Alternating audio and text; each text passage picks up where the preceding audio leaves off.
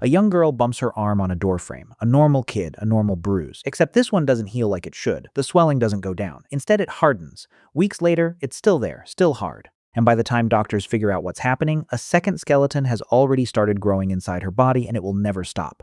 This is unfortunately real. It's happening to someone, somewhere, right now. The condition is called fibrodysplasia ossificans progressiva, FOP for short, but doctors have a darker nickname for it, Stone Man syndrome, because that's exactly what it does. Your muscles, your tendons, the soft tissue that lets you bend your elbow or turn your head, all of it can turn into solid bone, one bruise at a time, one flare at a time, until the body meant to protect you becomes the thing trapping you inside it. To answer why that happens, we need to go back, way back. Late 1600s France. A physician named Guy Patton examined a patient whose body was, in his words, turning to wood. He had no explanation and just wrote down what he saw. 100 years later, in 1740, an English surgeon named John Freak found a boy with hard bony growths spreading across his back. Freak was stumped too, but he documented it anyway. That case sat in medical archives for over 2 centuries before anyone understood what was actually going on. For most of that time, doctors could only watch.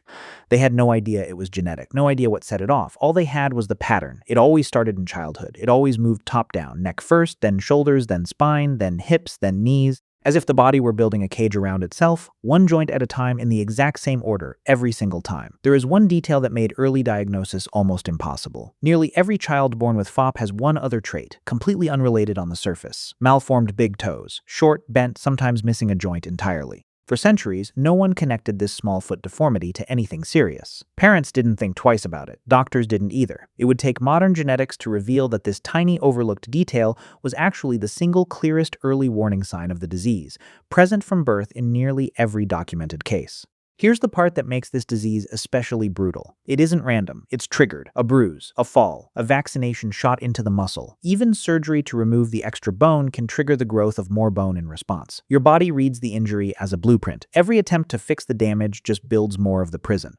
That's why doctors are trained never to biopsy a lump on someone with suspected FOP. The biopsy itself can set off new growth. Sometimes the safest treatment is no treatment, just a lifetime of avoiding anything that might trigger a flare. Think about what that actually means day to day. A child with FOP cannot get a routine vaccination in the muscle, cannot play most contact sports, cannot safely get dental work that involves prying the jaw open. Even a common cold can be dangerous because a bad cough or a hard sneeze can strain the jaw and chest muscles enough to trigger new bone growth. Something as small and ordinary as the flu becomes a fatal medical threat. It took until 1982 to even confirm this was genetic and not some unknown infection. It took until 2006 for researchers at the University of Pennsylvania, led by geneticist Frederick Kaplan, to isolate the actual cause. It was one mutation in one gene. It's called ACVR1. Think of it as a dimmer switch that controls bone growth signals in your body, a pathway called BMP, bone morphogenetic protein. In a person with FOP, that switch is stuck on. It never turns off. The body is permanently primed to read ordinary tissue damage as a command to build bone.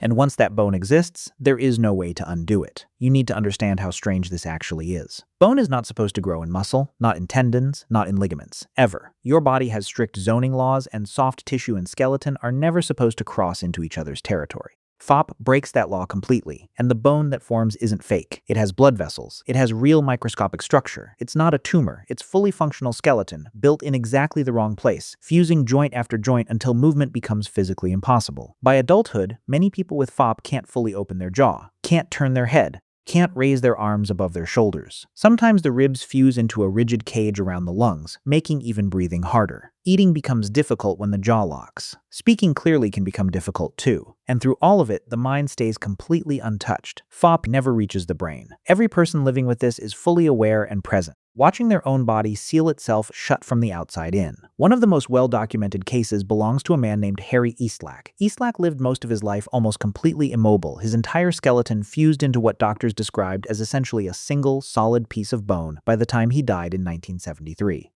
Before his death, he made an extraordinary request. He donated his skeleton to medical research. That skeleton still exists today, housed at the Mutter Museum in Philadelphia, and for decades it remained one of the only physical specimens scientists could study up close. Many of the breakthroughs that eventually led to identifying the ACVR1 gene trace directly back to research made possible by Eastlack's donation. Eastlack wasn't the only patient who shaped what we know. In the 1990s, a young girl named Jeannie Pieper became one of the first FOP patients to actively organize others like her. Before the internet made this easy, she tracked down other families dealing with the same rare diagnosis, one letter and phone call at a time.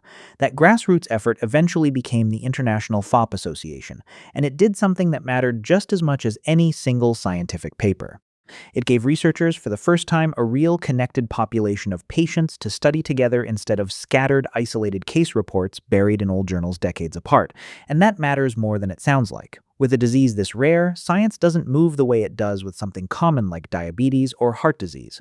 There is no large pool of patients to run big clinical trials on. Every single confirmed case is valuable. Every family willing to share genetic samples and medical history moves the research forward for everyone else living with the condition. In a strange way, the tiny size of the FOP community became one of its greatest strengths because it forced tight collaboration between patients and scientists in a field where most conditions never get that kind of close, sustained partnership. FOP also isn't entirely alone in the world of extreme bone disorders, even if it is the most severe. There's a related but far rarer condition called progressive osseous heteroplasia, which causes bone to form in the skin and connective tissue rather than in muscles and tendons. Unlike FOP, it isn't triggered by injury in the same predictable way, and it tends to appear in patches rather than following a fixed top-down pattern. Comparing the two conditions has actually helped researchers isolate exactly which parts of the BMP signaling pathway control which type of abnormal bone growth, narrowing down potential drug targets far faster than studying either condition alone. So how rare is this, really? Current estimates put it at about 1 in 2 million people. Fewer than 900 confirmed cases exist on the entire planet. You are statistically more likely to be struck by lightning in your lifetime than to be born with FOP. It's one of the rarest genetic diseases known to medicine. And because so few people have it, funding and research have historically moved painfully slowly. Rare diseases rarely attract the same money as common ones, no matter how devastating they are. But here's the twist. Because FOP comes down to one single, well-understood mutation, it has become one of the most closely studied conditions in skeletal biology, way out of proportion to how many people actually have it. Understanding exactly how that broken ACVR1 gene misfires has taught researchers an enormous amount about how bone forms in everyone, not just FOP patients. It's opened new research into other bone growth disorders, into osteoporosis, into how fractures heal, and into whether the BMP pathway could someday be controlled on demand safely in a lab. In 2023, that research hit a real milestone. The FDA approved palovarotene, the first drug built specifically to slow new bone growth in FOP patients. It doesn't cure the disease. It doesn't reverse bone that's already formed. But for a condition with zero treatment options for over 3 centuries, a drug that can meaningfully slow it down is a genuine turning point. Researchers are already testing newer approaches too, including gene editing techniques designed to silence the faulty ACVR1 signal directly at its source, rather than just managing its effects after the fact. Sit with this for a second, because it's easy to read a statistic like 1 in 2 million and file it away as something abstract, something that will never touch your life. But somewhere right now, a parent is watching their toddler's toes for the first time, checking for that one small warning sign doctors overlooked for centuries. FOP exposes exactly how specific the rules of your body really are. You assume bone stays in bones. You assume muscle stays muscle. You assume your body's internal signals always know exactly where they belong, every single time, without you ever having to think about it. FOP shows you what happens when one genetic switch flips the wrong way, and how catastrophic that can get when your own repair system turns against you instead of protecting you. For the roughly 900 people living with this today, every fall, every vaccine, every accidental bump against a doorframe carries a weight most of us will never think about. Something as small as a child bumping into furniture becomes a moment of real fear for a parent who knows what that bruise could mean. School playgrounds become very dangerous places. Something as ordinary as a dentist's office becomes a place that requires careful planning months in advance, because forcing the jaw open too wide during a routine cleaning can be enough to trigger permanent damage. And yet many people with FOP build full lives inside those limits anyway. They adapt their homes, widening doorways and lowering counters as mobility changes over the years. They adapt their routines, learning which everyday movements are safe and which ones carry risk long before most people would ever think to ask. They find communities of other patients and families who understand exactly what they're carrying, because almost no one else on Earth can. Some go on to work full careers, using speech and hand mobility for as long as they retain it, then adapting again as the disease progresses. Their lives look nothing like what most of us picture when we hear the phrase incurable disease. They look like patience, like problem solving, like refusing to let a locked jaw or a fused shoulder define what a life is allowed to contain. So next time you bend your elbow without thinking, or turn your head to check for traffic, or open your mouth wide to yawn, notice it. For you, it just works. Every time. Without a single thought, without a single moment of hesitation. For a very small number of people on Earth, that is the one thing their own body is slowly, quietly taking away.